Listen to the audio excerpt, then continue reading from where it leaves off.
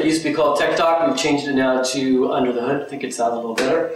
Anyway, we're here with, my name is Tim Bowen, and this is Richard Fair, and Richard is the shop foreman. So let's talk about fuel mileage. So, Richard, should you believe the sticker on the new vehicles that they have the ratings there? Should you really believe the ratings that are on the windows? Okay, that's an excellent question, because a lot of people come in with their books and they say, you know, this is what my car says, I'm not getting anywhere close to that. There are a lot of factors that are involved in attaining this mileage. And a lot of those are the speed that they drive it at, wind conditions, weight, that type of thing. And for the most part, I would agree that your purchase is based sometimes on what the fuel economy sticker says. Sure. You probably will never exceed or attain the maximum of what it says, and that's just because of the climate we live in, that type of scenario, your driving habits. I don't like to say don't believe it, but in most cases they're generally fairly close, but yet you shouldn't expect to reach that.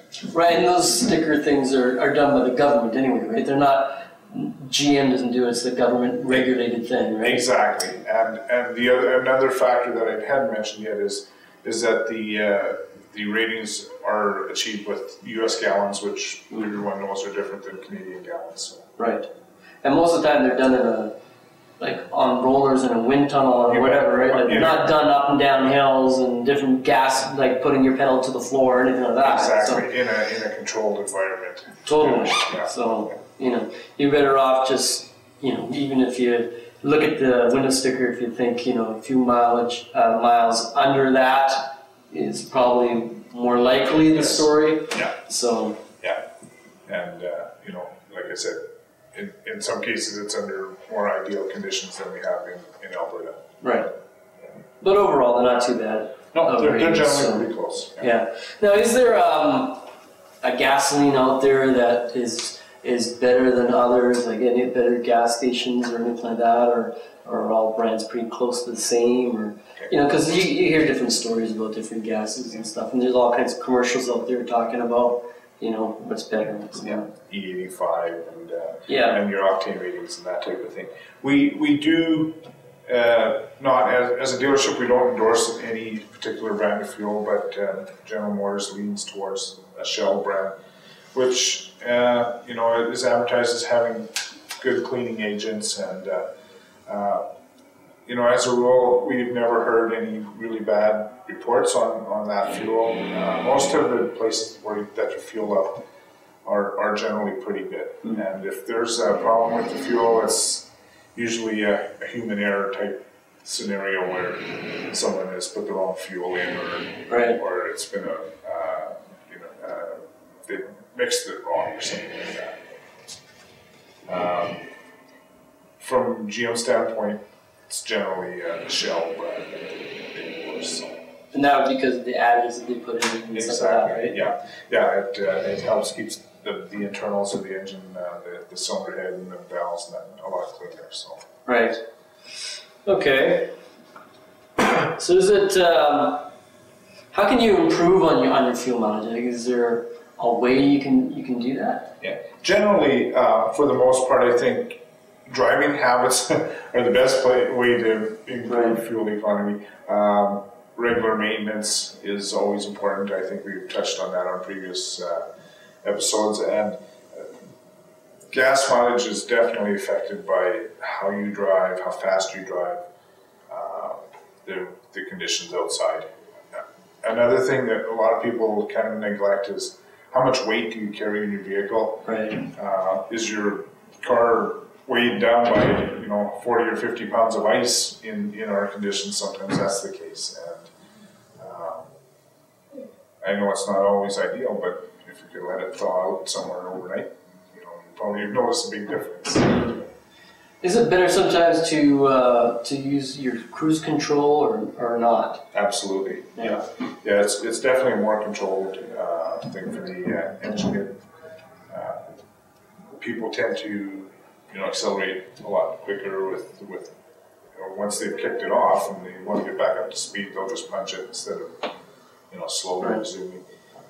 And I may be going back a ways, but we used to have economy gauges, which kind of were a good indicator of how much you're putting your foot into the gas pedal, and to some degree, with the hybrids and that, there are some indicators of that now too, where you kind of monitor how much gas pedal you're giving it. Right. That helps too. Especially if you have the information center, right? Then you can go to your average fuel economy. You can watch that and stuff like that. So that would help as well as you're driving to put it on that if you really want to watch that mileage. The instant economy thing is a really good indicator because it's changing all the time. You definitely notice it. Oh yeah, for sure. So is it better when you're at the gas station, is it better to wait before your car gets empty, before you fuel up? I don't really believe that it makes a whole lot of difference as far as fuel economy goes to wait.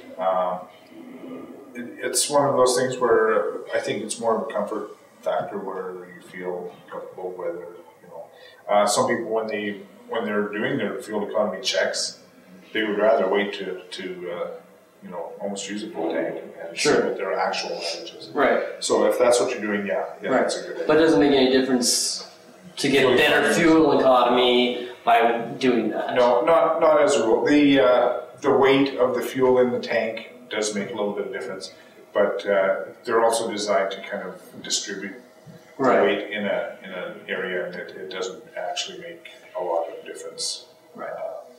A tank of fuel. Okay. So is there any way to find out how to get your true mileage in a vehicle? If you believe your instrument panel, you're being misled a little bit because it's not an actual, because you have the instant and you have the combined and all that. Right. It's kind of hard to say for sure, because the other thing is you also have sometimes two people driving the car. Sure. If you want a true mileage reading, write down your liters and write down your kilometers and do the math, because that gives you a true reading. Also, if you're doing that, you may want to fill the tank yourself, just so you know how full it was at the start and how full it is when you actually do the comparison. Right. And when you have it, like we were talking about before, the instant economy, when you have it on the instant economy, is that an actual reading of exactly what you're getting? That's a calculation done by the engine computer. Okay. Yeah. So it could be off. Yeah, it could be off a little bit. Yeah. So don't take it as exactly. Yeah. Okay. What can be done to your engine to increase gas mileage? Can anything be tweaked or anything like this? Can you take it somewhere to get it better? Or is that, don't even go there? Yeah, well, I'd like to go with the second statement there, don't even go there. A lot of people ask us, if there's something we can do. As a rule, if the fuel, we call them fuel trim readings, are within the specs, that's the optimum running efficiency of that engine, and there's not really anything we can do to change that. There are programming chips and that type of thing out there, more so for the diesel engines, but again, for warranty purposes, we don't endorse that. Yeah, you're really going to watch that, because you could go to some aftermarket place and they could say, oh yeah, we can put this chip in and you're going to get blah, blah, blah. Yeah. And then what they don't tell you, that your warranty is probably going to be nil and void. Exactly. And we do hear that. We do see that in some cases. The computer programs, when we monitor that, we can tell that they've had chips. And General Motors, in their wisdom with the warranty, also wants us to take pictures of that sometimes. So sure, we have to be upfront with the customer and telling them that. So. Right, absolutely. And that brings us to our next question. Modifying your car to get less fuel, same scenario, right? Don't do it if you want your warranty. Exactly. Yeah, and in a lot of cases too, we notice when they are modified, we have a lot more indicators of check engine lights coming on, that type of thing. So right. Yeah. Okay, what could cause a sudden drop in gas mileage? Generally, it's a tune-up condition. Maybe you are hauling more weight in the back of your vehicle. There's a variety of things that could happen. It could even be the fuel you're using in some cases. If it's a bad blend of fuel or something like that, we've seen a few cases where a person has been, filling up at one particular place, and yet his mileage has gone down. And we tell them to, let's try a tank on at another place, and they come back with a good report. Right. So sometimes in our own minds, we want to believe the customer all the time, but we also, maybe their driving habits are changing because we are doing an actual test on the vehicle. So for the most part, we find that people are, when we tell them that we can't change anything, that later on in the spring or in the summer, they find that their fuel economy is returning. Right. Seasonal driving is definitely a big indicator. So. Yeah. And what about if you have the air conditioning on, like in the summertime, you have your air conditioning on and stuff like that? Does it change your fuel mileage? It definitely does. The new air conditioning compressors are definitely don't have as much of a load on the engine anymore. Mm-hmm. But yeah, the more you use it, and you find too that people, even in the summer, are leaving their engines idling with the air conditioner on. Sure. And keeping the car cool. Keep the car cool, right? Yeah. And so, of course, that's going to use fuel. Now, is it better, like when you're outside and you're driving outside and it's extremely hot and you have your air conditioning, is it better, do you get better fuel mileage with the air conditioner on or with the windows rolled down? I mean, there's a big fight, right? Yeah. People believe one way, people believe another way. What is there a difference? I guess there probably in the long run isn't a whole lot of difference. Yeah, if the windows are rolled down, are you still using your air conditioning? Yeah.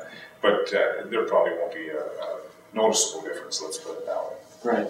But the way the car is styled, it's styled for airflow and stuff. So exactly. When you do have your windows down, you will notice a difference in that.